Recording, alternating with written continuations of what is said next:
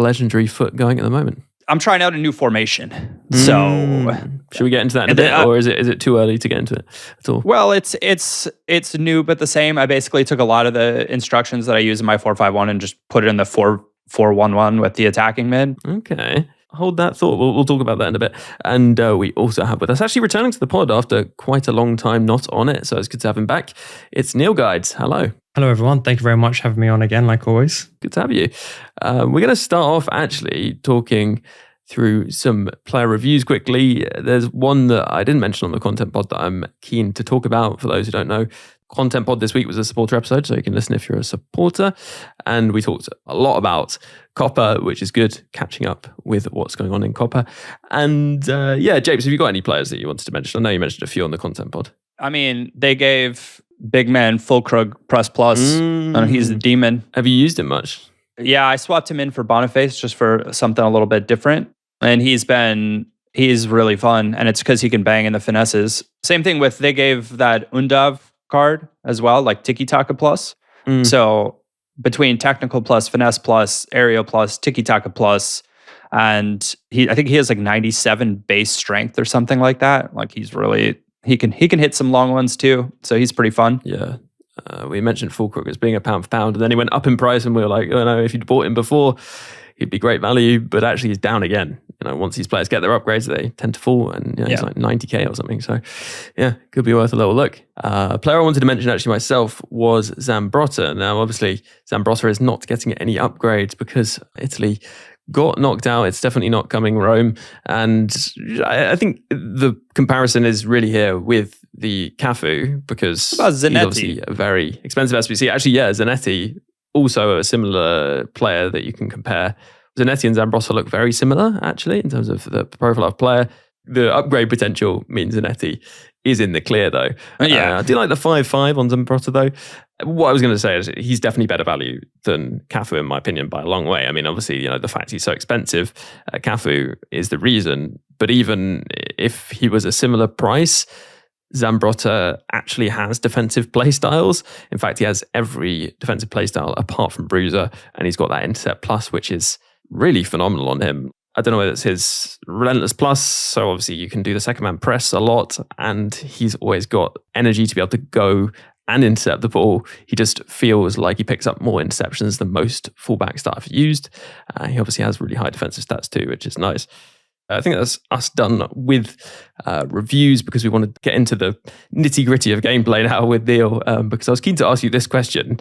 Over the next, I guess, month or two, as people wind down gameplay wise, is there a particular mechanic that you would recommend people try out? I know you guys talked about it before, but I would say precision shooting is the perfect time to test it, because especially at this stage, you're coming towards 𝗵𝐶 25 in a few months' time. There's not that much to play for if you lose a game here and there, especially in Rivals. If you just reach that checkpoint, I would strongly suggest just playing a few games and just practice precision shooting. It's a really good way to increase your converting of chances, especially if the game has bad finishing. Like, for example, next year, we don't know what's to come. It could be the same. It might not be improved.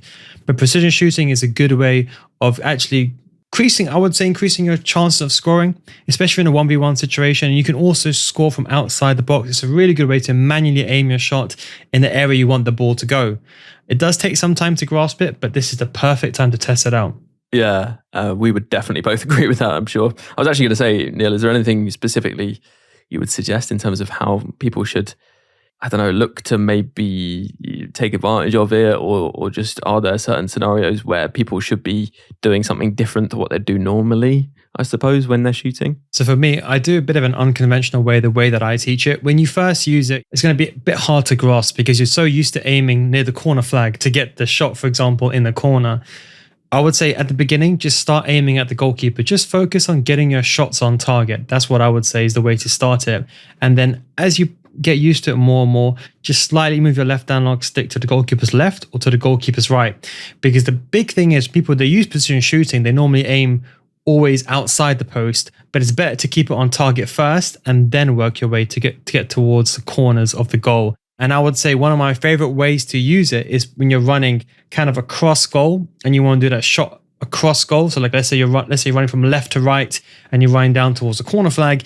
I like to shoot in that area like a low driven shot, precision shot. And that's one of my favorite ways of scoring. Yeah, it's interesting what you're saying about aiming basically at the keeper, because at the moment, the way that players have such good shooting stats, and I guess you've also got the addition of finesse plus on a lot of players, actually you could aim it pretty close to the keeper and it will just go in a lot of the time with the quality of shot players have, plus the precision shooting, especially finesse plus. I find that you hardly need to aim into the corners to finish chances if you're close enough to the goal. It's very, very straightforward. So if you're kind of concerned, like, am I going to miss a lot of chances? If you've got players with finesse plus and you want to just do some finesse shots, then you can be very conservative with your aim and they'll probably be the keeper and go in. I guess that's the biggest thing I certainly hear from people learning, Neil, is it takes a bit of adjustment in terms of finesse shots and trivela shots, because you tend to aim outside the post when you take a finesse shot, right? I don't know, maybe you don't, but that's what I've always done. And that makes it a bit hard to adjust because you're really having to aim where you want the ball to go now. That's correct. So I would say when you first use it, the biggest difference is you're going to find with finesse shots outside the box, because naturally you're aiming outside the post because you want the ball to curl kind of inwards. You would find that naturally, if you're like in the center towards the middle of the goal, it's the easiest, because when you're aiming at the goalkeeper, you have a lot more space to aim to the left or to the right. If you go into the arena, just turn precision shooting on and just practice shooting from different angles. In the middle of the goal, you'll find it much easier. But as you go towards the wider areas and the more acute angles where you've got very narrow aiming radius, I would say, that's where you would find it quite difficult. So in fact, just go to the arena, just practice in a central area, just shooting, trying to get the ball on target, not trying to score. And then try to do it all over the pitch. Do it in the wider areas, even close towards the corner flag, just so you can get the gist and get the muscle memory and get used to where the ball is going to go if you aim towards a goal. So it is going to take some time, but once you do it, and I think especially if you incorporate precision shooting with time shooting, it's very, very effective. But as I said, the key thing is you have to just practice that in the arena. It's going to take some time, but this is the best time to do it. Yeah, it's interesting you mentioned just at the end there that the time finishing element is something that I've had to really work on, and I've kind of been surprised how hard it has been to add time finishing back into my game, because basically when I was learning precision shooting, I kind of stopped doing time shooting because it was just another thing to be thinking about. Now I'm trying to add it back in.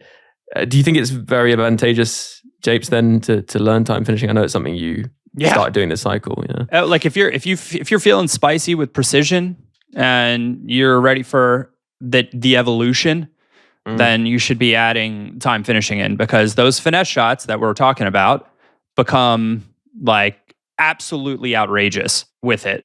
And the places that I score from with this is just, it's just brilliant. Like, it's just magical. The finesse shots that you can like hit and the different ways that you can score with timed, especially like timed power shots are, I don't know how to describe them, but if you hit a timed power shot, especially like on a volley or something like that, it's the visual shot that you will see in the game also is just otherworldly.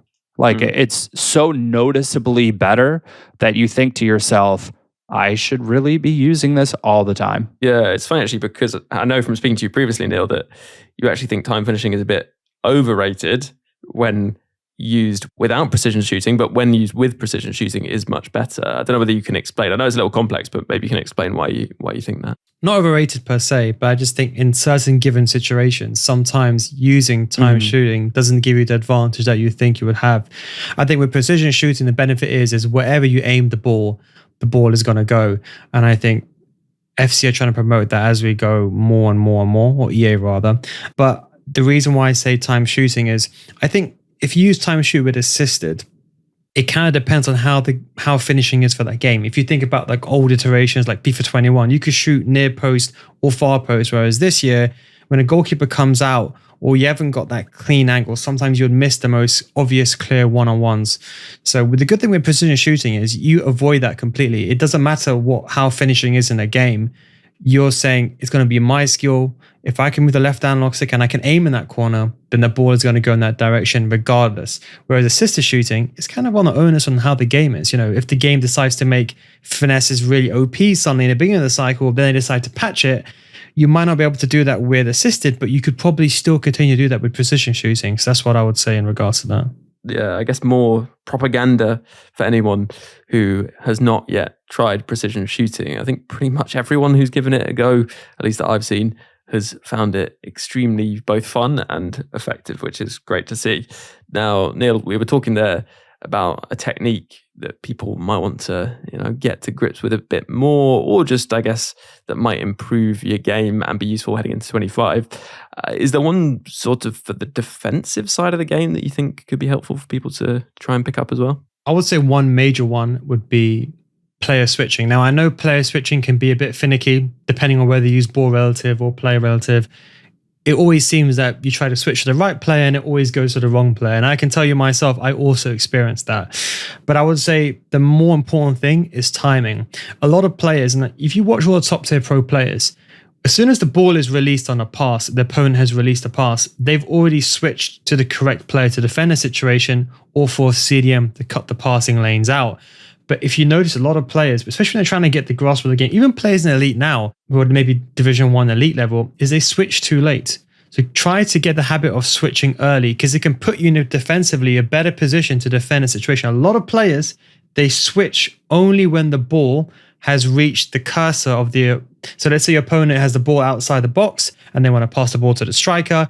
People are only really switching once the ball has already been passed. As soon as the ball leaves the foot, that should be your key to switch. So switch early, get into the habit of switching early, and I promise you it will change your gameplay completely, because if you can switch early, you can react better. And if you make a mistake, at least you got that bit of recovery time as well. Yeah, that's a really good point. There's something that I've noticed actually when I play top level players, their ability to do that is really obvious when you're playing them. Although actually I say it's obvious, I think it's easy to miss the fact that they're positioning their players really well. They're being proactive about switching and using second man press. Well, let's take a break because I've got another question to ask you. Funny enough about pressure, Neil, but we'll do that after this break.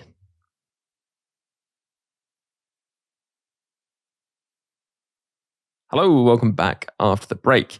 Right, Neil, I've got a question for you from a listener. This is from Tom. He says, I've been really struggling with simple passing and dribbling, especially while being pressed from the opposite team, particularly when gameplay isn't so good, which I seem to have been experiencing quite a bit recently. I know I should slow it down, but it feels like when I do, their attackers just tackle me. What do you guys do in these circumstances? How do I improve my passing? I guess there's a couple of things there, but the main thing is getting out of pressure, I suppose, especially when you don't feel so comfortable with the gameplay and with the kind of fluidity. Okay, let's put passing aside for a second. Let's say you have the ball in midfield and the ball arrives to your feet. One of the key things you need to do is make sure you take a touch away completely. A lot of players, especially with these top tier players now, I'm finding it more and more that I'm actually getting tackled from behind. But if I get the ball and I receive the ball and I take a touch completely away from my opponent behind me, I keep the ball safer.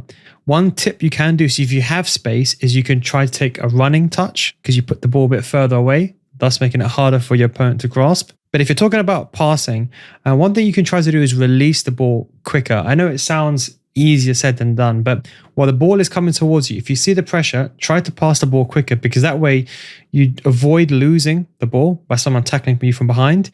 But it also depends where you're on the pitch. If you're in the defensive situation, my best advice is just go back to the goalkeeper. If you're really not sure, I always lob the ball to the goalkeeper, because then that way I can shift both sides, go both ways, and I can also use the goalkeeper as the third player.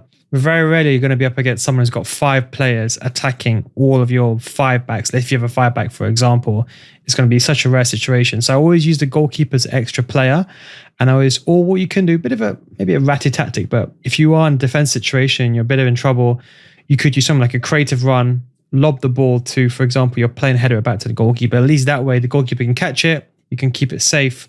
Bit more of a higher level thing to do, but that's what I would say. Or if you're in doubt, just clear it. It's better to clear the ball and worry about it after than, for example, give the ball away or give a bad pass away and then concede the goal. Because most goals, I would say, are conceded from counterattacks, or if you're losing the ball in defensive positions. Yeah, that's really good advice. I know we talk about this a fair bit, Japes, but it is something people always ask about. So any further tips, just go for it.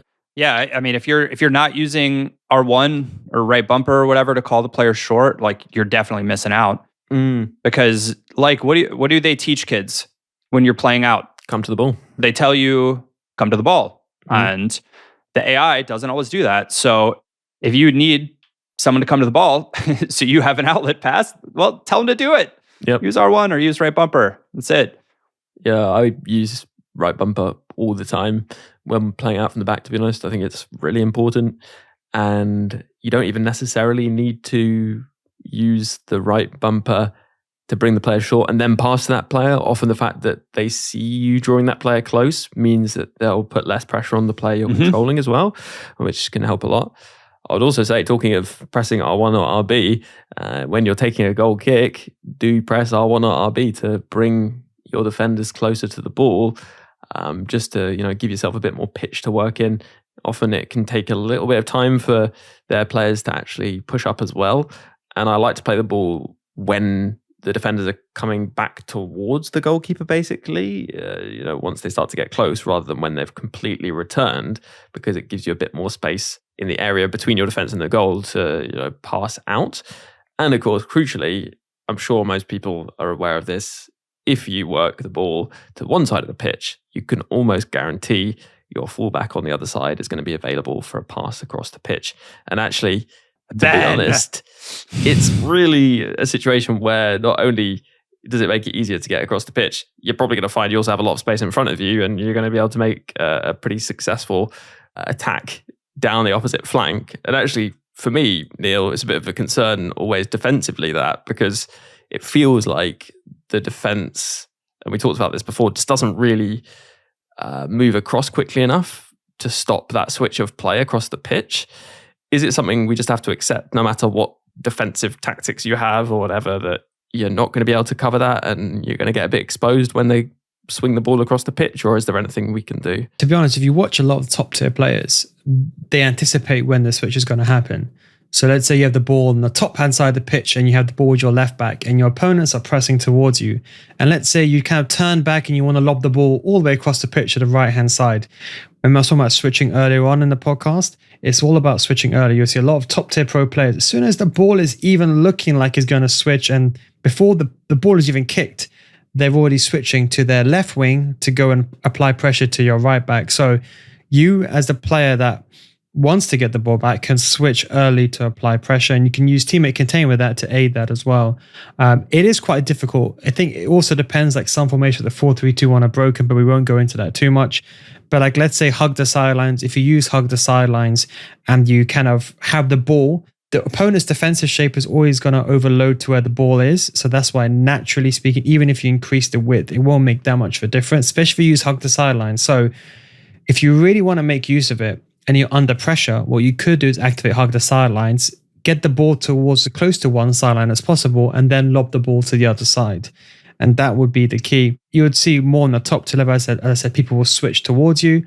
And then if you want to increase that, you can try to do driven lob passes to increase the pace of that. But I would say, if you want to defend against it, the key thing is switching early. Don't rely on AI. Don't wait for the ball to switch over. If you're losing, you can activate the constant pressure or whatever you want to do, but switch early with the opposite side. Anticipate what's going to happen and try to close your opponent out. I mean, I've talked about, Ben, too, like some formations set up to have like I used to play a 4-3-3, basically just so I could swap to my opposite winger to defend that pass and try to like create some counter opportunities off of that. But like, people, you got to recognize, like, not all formations are going to set up super well to be able to do that. I think we talked on last week's pod about if you could change one thing, and this was mine, because the frequency and accuracy at which players can hit that long pass is insane. And the best way to defend it is manually switching, or player selecting, manually switching, and dragging your team back into shape, because it will knock your team out of shape for sure. Just to add to that as well, what Japes said about the formation is also very important. Like, if you are using a 3-back formation and you find your left mid and right mid, they're always going forward, because you can't put left mids and right mids on stay back, because they're left mid and right mids. They can only come back on defense. So if you notice that and you have like 3 players at the back, you could always switch another formation with a 4-back or even a 5-back. What I like to do is switch to formation like a 5-back, The left back and right backs are quite wide naturally. With hug the sidelines, they're even wider. And then what I like to use is attacking fullbacks, because then you can control with the D-pad tactic attacking fullbacks when they go forward and when they go back.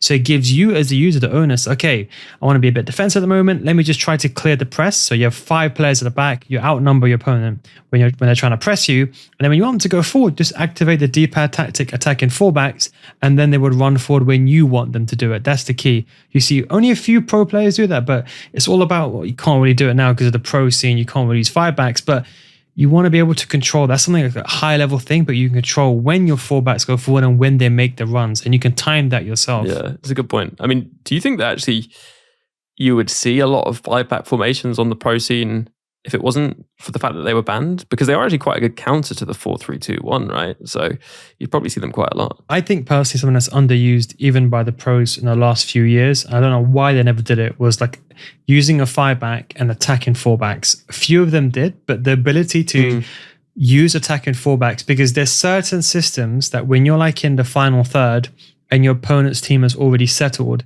then you activate the D-pad tactics attacking 4-backs. It can actually draw away left backs and right backs. You didn't hear this from me, but you can actually draw away those players and they lock on. So it's all about timing. So if you do use a 5-back formation, like a 5-2-1-2 or something of that nature, try to use attack and 4-back. Just experiment with it. Just use it on and off like a light switch whenever you want to. And you would see how sometimes either your opponent's defenders, they track those players, or left mid and right mids get dragged away, or those players go forward unmarked. So it can actually be beautiful for the cutback. So do I think it would be used in the pro scene?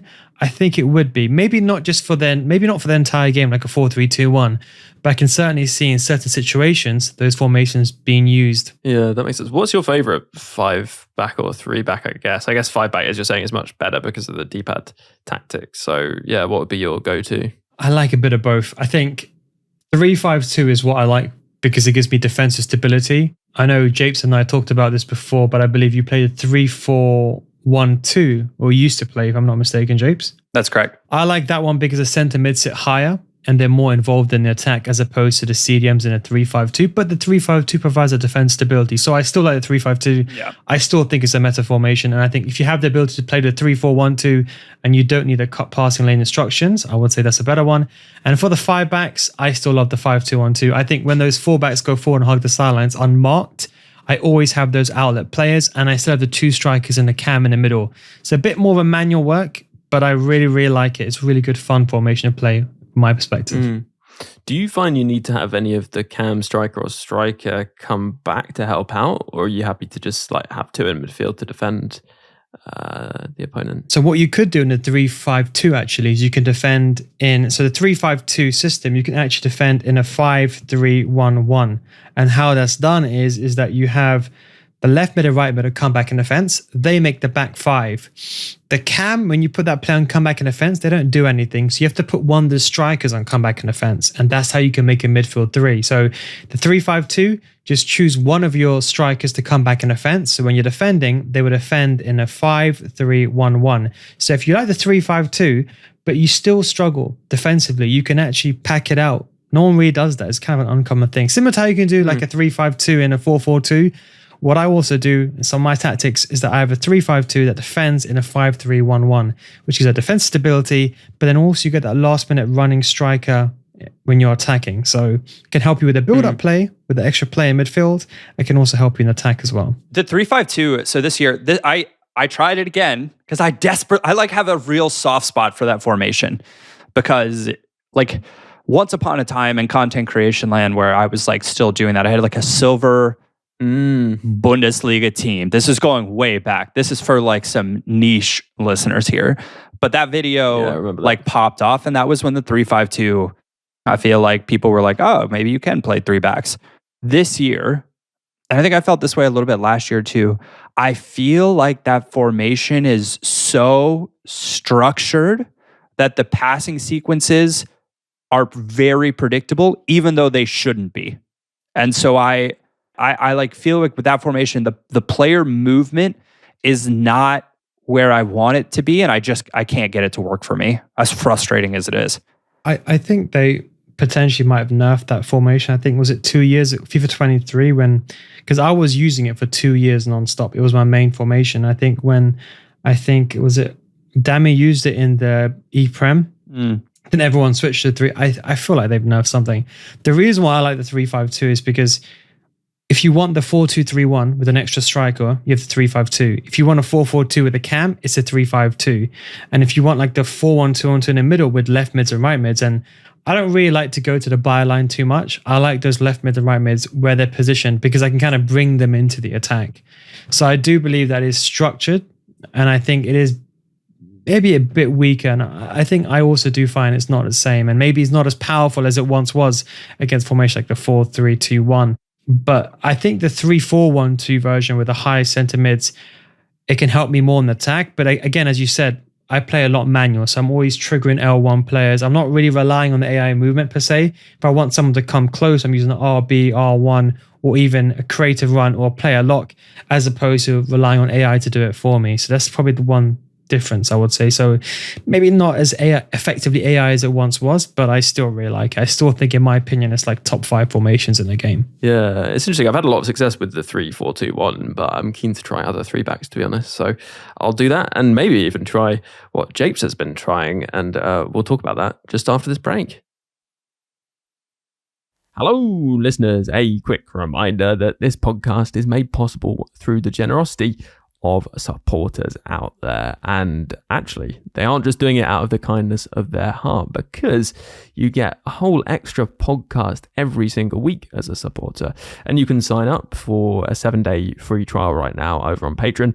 And after that, it's just £3 a month to continue supporting. It makes a huge difference. The podcast for a time wasn't able to be weekly because I had other work commitments, but this has made it possible to deliver a podcast every single week, and in fact, an extra one too, just for supporters, as I mentioned. So if that interests you and you want that extra content, and actually if you would like even more, there's the supporter Discord at the gold tier. There is the Hall of Fame at the end of the podcast in the icon tier. There are loads of perks available. So why not check it out if you haven't done so already by searching Support for Weekly, or following the link in the description of this podcast. If you consider doing so, that would be hugely appreciated, and a big thank you to all those supporters, as I said, keeping the podcast going and keeping Foot Weekly weekly. Right, let's get back into the pod.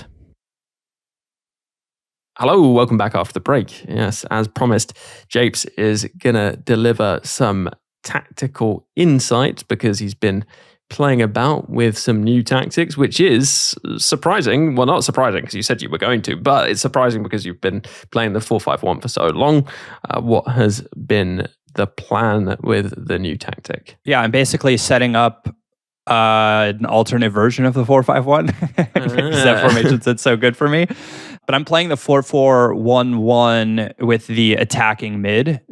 One of the differences between the two is I have increased the width. I found like I wanted to spread my opposition out a bit more, and sometimes I was feeling like the 4-5-1 could be a little narrow. And even when I increased the width on it, it still like didn't quite feel right for me.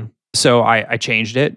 Still slow build up, direct passing. I feel like that's kind of become my default combination this year. I like players checking towards me and build up, and I like players making those direct passing runs. I feel like it's like the strongest one, at least in these like narrow-ish creation formations. So none of that's changed, but the instructions, unsurprisingly, much like the 4-5-1, I've got the striker on stay forward and get him behind, and then the attacking mid, stay forward, stay on the edge, free roam, same as the 4-5-1. The wide players are on the same instructions, which is come back, cut inside, come short, stay on the edge for both of them. I have my LCM, which is my like former CM. It's 𝗵𝗀𝗀𝘀. He's on holding, so he's stay back, stay on the edge, cover center, stick to position. And then the other, my RCM, I have on balanced, stay on the edge, cover center, and free roam. So I'm trying to create like additional movement between the RCM and the attacking mid because they'll both kind of pop up in good spots. So I'm using the new Xabi Alonso right now in that role, and he's okay. I think 𝗏𝗏 is better in that role, but Xabi Alonso is fine. And then everything else is like standard as you can get for me, Ben. It's the same same type of setup, and not too much has changed. But I've increased the width to 71 now or whatever to get that next. It like changes the description when you do that. So I wanted the outside midfielders to start a little bit wider, and it's working out as well. Alphonso Davies is absolutely nutty in this formation because he is so willing to overlap and because he's absolutely rapid. And I have 2 players now in the middle with long ball plus. I can hit these like crazy over the top through balls when people play high lines. So that's working out very, very nicely. But I feel like it's a little bit more balanced maybe than the 4-5-1. It's going to be easier for someone to learn this setup than it would be to learn the 4-5-1. And I think your player instructions you want, or the types of players you want much of the same. Your outside midfielders, now you still want, like I really like Musiala, you want players that can carry the ball forward, drive inside and hit either finesse shots or Trivelas or, ping it into the middle. Your RCM is kind of previously what was your RM, but that like free moving, passing, progressing player, holding midfielder, and then the attacking mid in this formation. Make sure that they have, like, ideally you want probably technical. Like I would love to have all of the passing play styles here. I think tiki taka is a really, really nice one to have, but having finesse plus and technical plus especially is super, super spicy. I can't tell you the number of finesse shots that I've scored with the Hurricane in this, because he just pops up in like really easy to finesse positions and away you go. So I tried that new Charlton in that role and he was hot garbage. So he's out at left mid and he does okay out there, but I'm just using him for the novelty of it. I don't actually think he's that great. And actually the interesting thing, well, the tricky thing for a lot of people to get their heads around was the fact that the switching. Mid it solves the switching issue. Yeah, it was your right mid came back and was one of the midfield too, and there was some inconsistency there with who came back sometimes. Is that sort of more straightforward, I suppose, because it's just 2 centimeters? Yeah, it's so straightforward now. Yeah, but you still find that player does attack in an interesting enough way, I guess, because that would be the drawback, like less interesting, but also fine. It's just a little bit more structured, which I think is at this stage of the game maybe like kind of nice. You still get like pretty free-flowing attacks, and it's really just the instructions on the outside mids. I love those. The come short, cut inside it's just like so good. Like they just pop up in like the best pockets, and then what I like about the come short instructions in general is then I'm not relying on the AI to create these like get in behind, like the right run to get in behind, which I feel like is what people are oftentimes trying to do. So if you haven't tried out those instructions, especially on like wide players, like give it a shot. It's a pretty cool movement. You just got to be aware not to have too many players crowding the same spots as they'll like move into. Yeah, that makes sense. Yeah, I reckon that evolved Ronaldinho would work quite well in the cam spot. Maybe would be a good player to use there. Oh yeah, he'd be great. Yeah, this pod is definitely making me want to try some new tactics. Right, let's move on from tactics though, because I did want to round off with just a quick question for you at the end here. It's kind of a big question, Neil, but it's something that maybe we'll come back to in the future, and you can certainly, I'm sure, give us a good sort of top level bit of advice on this. 𝗪𝗀92 says, what fundamentals do you think are essential for a player to make the jump in champs rank from 11 to 14? And then from 14 to 16. Let's take the 11 to 14 jump because I think it's probably more applicable to more people. Maybe we'll talk about the other element in the future. One thing I would say at this point in the cycle is champs definitely gets harder generally as the cycle goes on. You tend to get players dropping out, and it means that the pool of players is just more committed and better at the game. So that's something to bear in mind when playing at this point in the cycle. But in terms of those things that you think generally help players going from 11 to 14, I know you'll have coached a lot of people through that. What is the biggest bit of advice you give to people? If I was going to say one thing, but I'm not going to talk about mechanics now, it's just mentality. It's really, really hard. I know when you're playing FUT Champions to get frustrated with a game. The key thing I would say is just take your breaks. If you can, if you're really serious about it, create a spreadsheet, not too much information, just note down how many wins, did you win this game? Did you lose this game? Did you win this game? And just have a look at what historically, where do you lose those games? I just believe, honestly, if you just split your games up, because I can tell you, for example, certain mechanic, but it's not true. If you really want to get that 11 to 14, I would say consistently get that, is just try to improve. Try to split your games up. If you lose, take that break, go away from the game and then come back. I know it sounds like splitting up and taking a long time, but I really do believe that, especially at that region, there's not that much in it. I think if you're talking about defensive mistakes, those are all things that maybe when you watch those back, you probably think, oh, I should have done better there. So I would say just split your games up. Don't stay calm. And every time you concede a goal, just save it. Just pause the game, maybe just save it. And at the end of the game, have a look at how you concede that goal. Because sometimes you may think you're doing the right thing. At the end of the day, it's always about the base, as I always say to you. But sometimes you think you're doing the right thing. Even me, when I'm playing a game, I think, oh, I didn't mean to make that pass. But when I watch it back, maybe I didn't aim the correct way. So I would just say, after the end of the game, watch that goal back and ask yourself, could I have done better? Could have done anything else in that situation to prevent that?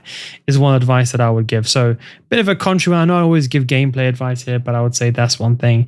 And maybe I would say learning, of course, things like player switching. Make sure those basics are at a good level, jockeying, etc., etc. But that's some different kind of approach I wanted to give this time. Yeah, no, I think that's such important advice, because doing anything consistently, I think, does require that level of kind of mental composure, I suppose. What I was going to add, actually, is previously I was always somewhat reluctant to say to people, well, you should take a break if you lose and that sort of thing, because I'm aware people only have limited time to play. And obviously, when we were giving that kind of advice, or people would come on and give that kind of advice, it was at a time initially when you were playing 40 games over the course of 48 hours, which is just kind of crazy. You might as well have just, gone straight into the next game, because you've got loads of games to play and you probably weren't going to play all of them. But now, with it just being 20 games for Champs specifically, and the Champs window being longer than it's ever been, it really is not as hard as it once was to take those breaks. I know people don't often want to. They want to go straight in and right the wrong of the last game, but that's almost certainly how you end up losing. And if you do stop, if you make a deal with yourself that you will stop playing after every loss. I know, if you're not getting such a good rank, that could be a lot of games. If you have the time to do it, then it would just make such a huge, huge difference. I mean, if you want to take it extremely seriously, you could even wait to play your rivals games until the window that Champs is open, and then use your rivals games as like a sort of warm up when you come in cold. And I think that'll also make a big difference. I'll be honest, just even if you play, let's say people will say to me, look, I don't have time, Neil, to have a break. Maybe you have to go out, or you got to take care of your kids or whatever. I understand that, but maybe just play 10 games. I'd rather you play 10 games rather than play all 20 games and be like, oh, I've lost this game, now I've got to go into the next one. You lose that game as well, you're going to waste more time. I'd rather you play 10 games. And even if you finish let's say you finish rank 5 instead of rank 4, just as an example, I don't think you're going to notice the biggest of differences. I don't think there'll be that much in it. So that would be my advice. So even if you don't have that much time, I'd rather you play 10 games of you trying properly hard and split those games up. And that's a good way of testing your level. So even though you can't play all the games, see where you finish. Because most people, even if you have a bad loss, you lose 5 games in a row in the first ones. Most of the time, if you think about it, how many times you've been in that situation? How many times have you caught that back? So I would just say, if you can, as Japes said, just have fun. It doesn't matter, especially at this stage of the year. Just maybe if you want to try a new formation out, go and do it. I think this is probably the best time to experiment. And I would say maybe a month before, then you can start going back to the basics and stuff like that to really get yourself into 𝗪𝗀𝗻𝘀25. That's what I would say, my advice. Yeah, I was actually going to ask, and maybe I'll ask both of you, what do you think the optimal number of games to play? Obviously, it's going to vary person to person, but for you specifically, what would you say the optimal number of games is to play in sort of one session? Japes? I think it depends how spicy I am. Right now, I'm on an absolute tear. And because of that, I'm going to probably play all my game. I played 2 games on Friday, maybe, and I'll play 18 back to back right now, which sometimes I'm like, when I'm playing well, it's like fine. But if half those games are losses, is there any way that would be even possible? I feel like no. Yeah, I probably wouldn't do that. So I think 5 to 7 probably is like my sweet spot. The reason I say 5 to 7 is because oftentimes I have 1 or 2 that are I feel like I'm a little clumsy or I'm doing stupid stuff. And 5, I still feel like entirely fresh, like the entire time. Mm. And so then, like, that's an hour. That's like kind of, well, maybe it's a little more than an hour. Yeah. But like, I feel like we can all put together an hour and it's fine. Yeah, I was going to say, I think not thinking about it in terms of games is probably the smart way to do it, because of, you never quite know how many minutes the X number of games is going to take because of quits and all that kind of thing. But I would say, yeah, probably an hour or so is a good amount of time to be playing for. I don't know if, Neil, you'd think anything other than that, but as you said as well, it depends on your level. Like if you ask a top tier player, they could probably play all 20 games in a row, get 20-0, because even if they have a bad spell, because they're so good, their bad spell is still going to be better than the average player. So it really just depends. I have this rule that I say is, you cannot play until you lose. That is my rule. So let's say you have 5 games, and let's say you only plan to play 5 games. If you go to the 7th game, just carry on. It's only if you really feel tired. But I would say you don't want that regret after saying this, why did I just stop playing? Why didn't I just carry on? I got to maybe. So I would say play till you lose, and then you have to fight the urge. I know the urge, like, man, let me just play one more. I got a bit unlucky that game. Don't gotta end on a win. Yeah. Then you just honestly just take it away and just don't play. Then I'll be honest, if you talk about like a traditional weekend league, I think like 7-7-7 Friday, Saturday, Sunday, you can split up however you want. It's not too much. I mean, I remember the days of 40, but I used to play when I was much younger, when I started doing content creation like 4 or 5 years ago. I could play like 3 weekend leagues. Like I used to play 2 weekend That's leagues. crazy. But at that point, it was more of I was testing loads of things out. But now I can only realistically play one at a top level, and then maybe the second one I'm just like, okay, whatever, I got to test this out and I got to play. But as I've gone older, I can't play that. So even now, I think my concentration, my span is, as Japes said, I think it's about 3 to 5 games. I think after that, I still win, but I think I make a lot more mistakes. I win because of my ability, and maybe I'm versing players even with a lower ability, I can still beat them, but I don't think I've got my peak. Like if I was playing against 5 top tier players, I think by 6-7 I'll be destroyed. So you have to find your own balance. If you got wrist pain, you got to find your own balance. You just got to find what's working for you, and you got to know when to stop, is what I would say. Yeah, the 3 to 5, like I talked about, I'll play like 18 today. Like I'm feeling pretty spicy, but also those are not 18 games where I am like, I'm not locked in defensively. I can tell you that right now.